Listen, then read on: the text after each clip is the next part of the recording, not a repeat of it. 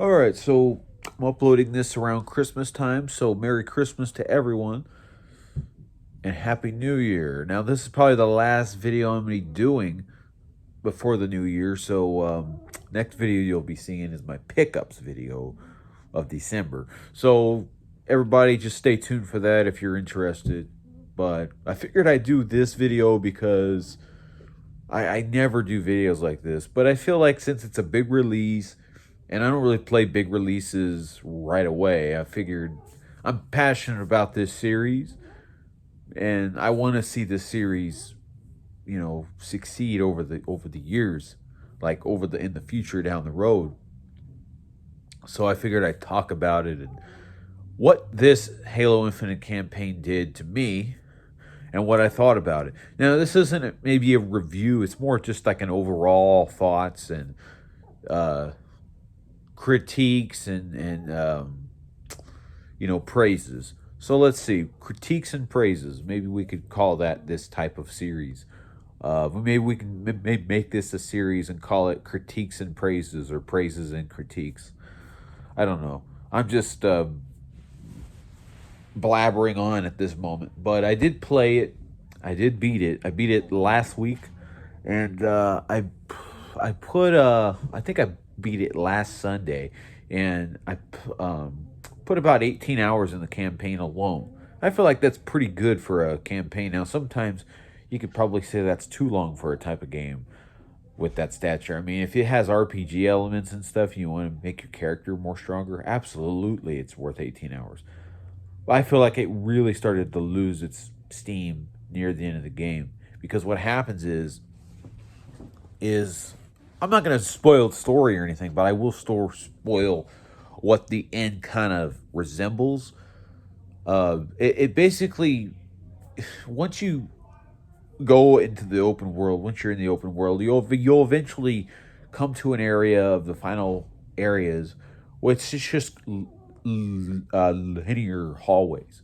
But these linear hallways all look the same, and it's like, well, this game restarted development probably one or two, maybe multiple times, and they had to get it out in time. And basically, they were just like, you know what, we don't have anything for the end to this, so we're just gonna copy and paste the same rooms over and over again and call it a day. It's just the level design was great until like the last little bit there, and it's just like, and I feel like it went on way too long. I feel like the hunters are so annoying, and the hunters are just, they're in the way. They really are, but it is what it is there. Um, let's talk about the atmosphere of this game, though. The atmosphere is great. I love the atmosphere. You'll save the town from you'll save your squad, and all of a sudden he goes blanks. Thanks for saving us, Chief. And then all of a sudden you kind of just sit back a little bit, and you hear birds chirping, like you hear wildlife on the ring, and it just feels really good. It sounds pretty good. It sounds alive, like it's being a lit. It's like it's being lived in. Now, there is some unfortunate moments where the ring it's a bit cluttered, right? Like I put the most of this playthrough just walking on foot. I barely got in a vehicle. I barely got in a warthog. Now, near the end of the game, I felt like it was really cheese, so I just got in a ghost and I just cleared the whole area out in the ghost, or the banshee, So once you get the banshee, you can fly around from area to area, like near the end of the game, where they have you like go to all these areas, and it's like one end on the map. I just took a banshee and just flew across all those places. Um, Now, a lot of these side of activities are fun. They are. When you first play them, they have like a Far Cry feel. And yeah, I know I don't really like Far Cry, but I tell you, they have a Far Cry feel of when you discover that, when you take out the area, it unlocks more parts of the map or like more activities. basically just like every Ubisoft game. Um, so once you start to do that, it feels good, and then you're like, you know what? I just did this like 5 times already. I'm kind of getting tired of it, right? So, and that's one thing that kind of hurts it for me. It's like these activities are cool and all, but I don't really care anymore after like doing it for 2 or 3 hours. And I cleaned most of the map out. There's a little bit of a I think I did like 70% of the map, which is more than I do in a lot of games. But I did it because the gameplay was so fun and engaging. I love the battle rifle. They brought the battle rifle back from the old original Bungie games, which it was so unnecessary for them to change it. I mean, why did they change it? There's no DMR now, which I never understood that. Why did they take out the DMR? Maybe for balancing reasons, maybe. But the DMR is gone. I was hoping I mean that they brought the Halo Reach assault rifle, which I think is the more uglier assault rifle, but they didn't bring back the DMR from Halo Reach. Um, Also, what else is weird? The shotgun is weakened. Like the shotgun, the Bulldog shotgun, does not feel like a very powerful shotgun. It feels pretty weak, I think. And they don't have the army, the military doesn't have their own shotgun in the game, which is kind of weird too. It's like Halo's known for its shotguns. Why does the brutes have all shotguns and not the humans? So I thought it was a little weird there too. I feel like the game lacked a little bit in its gun variety. It had good gun variety, but I feel like other games in the series has had more. Um,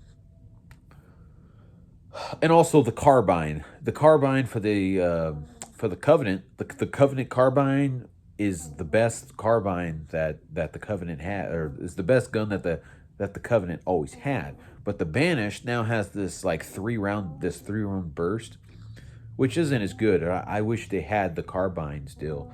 Maybe they'll add it in like the multiplayer eventually. Which I'll get to the multiplayer. So mainly just about campaign. Um, and I love that they brought back the original Bungie art style. I couldn't stand the 343 art style. It just looked too cartoony. The armors looked very ugly. Especially on the Covenant and the brutes, they just looked really bad. They looked very plasticky and really stupid. But this, it looks like 343 finally. It took them 3 games to figure out like, hey, we got to do it this way. The fans like it this way. So they did. They did it. And one thing I don't like as well is that the blood. There's no blood. Okay, listen. Blood is just a little detail, right? We focus on big details and small details. Blood's a little detail. When you shoot someone, there's no blood effect. I mean, it really looks silly. So sometimes you'll just be pumping lead into things, and it's just there's no blood. There's no blood. I tell you what, though, it's a fun game. It really is. I just I don't understand it. I know the flood isn't in the game, and the flood made the game more violent and bloody because basically it was like a species that would just use a human body as its own body, and it would just take over, and there'd be blood everywhere. It was very violent, especially for Combat Evolved, violent game when you reach the flood. Not so much, when you're shooting the others. And there's no cursing. I mean, look, this is a game that I can appreciate. Game that doesn't force for profanity everywhere. You know how like Bulletstorm has F words every sentence, which is it's silly, right? That game doesn't take itself seriously, but this game it don't need profanity. It's kind of just like a natural its own. It just flows naturally, and Master Chief never swears.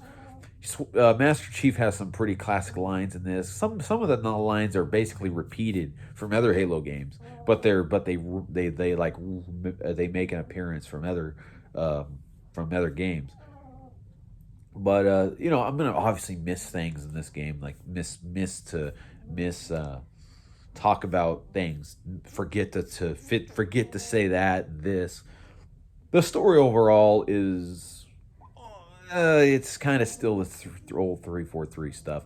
Like, I feel like they dropped the ball as well. It's the best 343 story, but it's still not a good story. The Bungie stories are still better. They will always be better, and the perfect ending for a Halo game will always be Halo 3. That's where the series ends for me, and then after that, it's like Halo 4. It has an awesome opening, but after that, Halo 4 just falls off a cliff with its story, and it's really just overall game. I don't like Halo 4, but uh, I tell you what though, like man, I really enjoyed the game though. Overall, I think the game I had enjoyed myself. The gameplay is so good. I tell you what, I didn't use any of the abilities except for the grapple hook. Like the whole, shield thing I didn't use. The thruster pack I didn't use. I only used because I didn't feel like switching back and forth. I just wanted to use one thing, the grapple hook, and boy, that thing is good. I never gets tired. I never get bored of that grapple hook. It's always fun. Um, the the map is a bit cluttered. I think I said this early on, but I didn't get a chance to really enjoy the vehicles that much because there was always stuff in the way.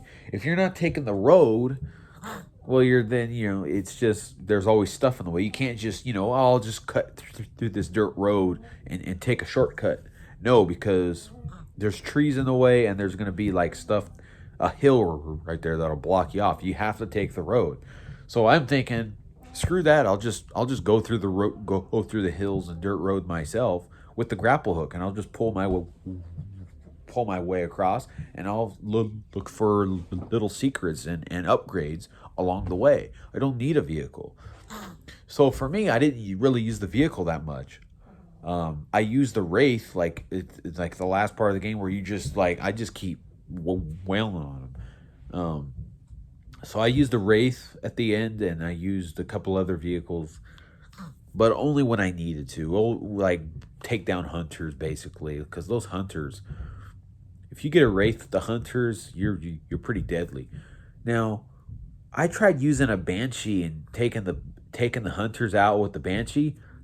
I felt like I was there for 20 minutes. They weren't doing any damage. So I'm just like, well, I guess I'll just ground combat them then because it ain't working, right? Um, so yeah, it's just I'm mixed feeling. I have to give the game probably an overall like a 7.5 to an 8. It's a good game. It really is. However, if you're going in there expecting like a cutting edge story and being blown away by its writing and voice acting, you're probably not going to get it. Um, Unless if you have like really low standards, you've never played a Halo game before, this is the first one, then yeah, go right ahead. It takes place after Halo Wars 2. I didn't play Halo Wars 2.